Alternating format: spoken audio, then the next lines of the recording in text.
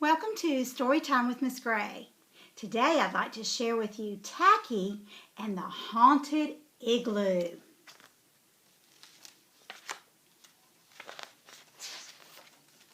Halloween was coming to nice icy land, and this year was special because the penguins had decided to turn their igloo into a haunted igloo.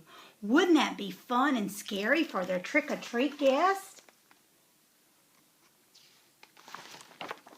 For days, Goodly and Lovely had decorated their home with cobwebs, pumpkins, skeletons, warning signs, all things Halloweeny. Meanwhile, Angel, Neatly, and Perfect worked on the treats, yummy gummy Swedish fish, bacticles, and awful waffles. And what did Tacky the penguin do? Snacky Tacky sampled the treats by the dozen and pronounced them beak-smacking good.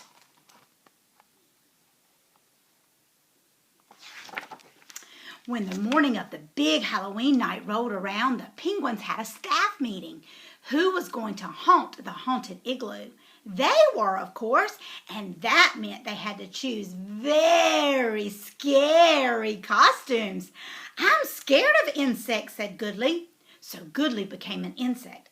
I'm afraid of the dark, admitted Lovely. So Lovely wore a dark outfit with a big black mustache. The scariest things I can think of are monsters, stammered Angel, who had become a monster. And thunder and lightning are worse, added Neatly in a stormy outfit. As for me, announced Perfect, I am afraid of bubbles. Bubbles? Bubbles? But Perfect was perfect, so no one dared to ask any questions. Now the companions turned to Tacky. Tacky, what are you afraid of? Tacky couldn't think of a single thing that frightened him. Nothing. But, cried his companions, you can't wear nothing. It's Halloween. Think, Tacky, think. So Tacky waddled off to a thinking place.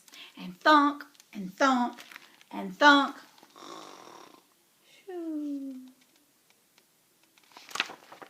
That evening, the first trick-or-treaters arrived at the haunted igloo, shivering in delight at the scary sounds like the buzz of an insect and the blub of a bubble.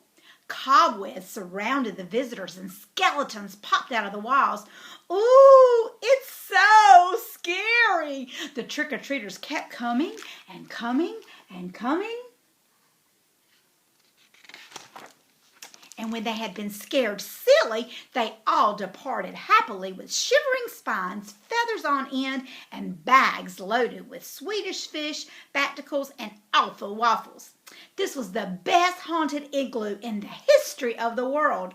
But wait, things were going too well. Where, oh, where was Tacky? Had he forgotten it was Halloween? Knock, bangity, knock! The entire igloo clinked as it shook. Who could be banging so loudly? The noise hurt their ear places. With caution, Goodly, Lovely, Angel, Neatly, and Perfect creaked the door open, and there stood three ghosts who wasted no time in announcing, "We're trick-or-treating, goatsies, and we ain't no toothy fairies. So give us all your yummy treats or we'll do something scaries."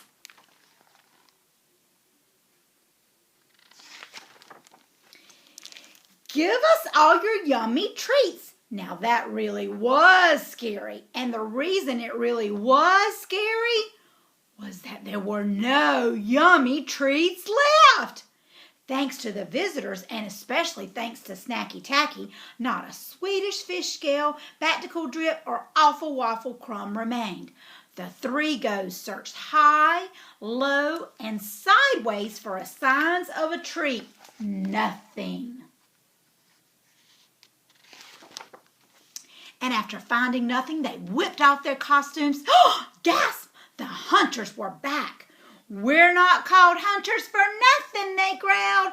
And with that, they began the chase.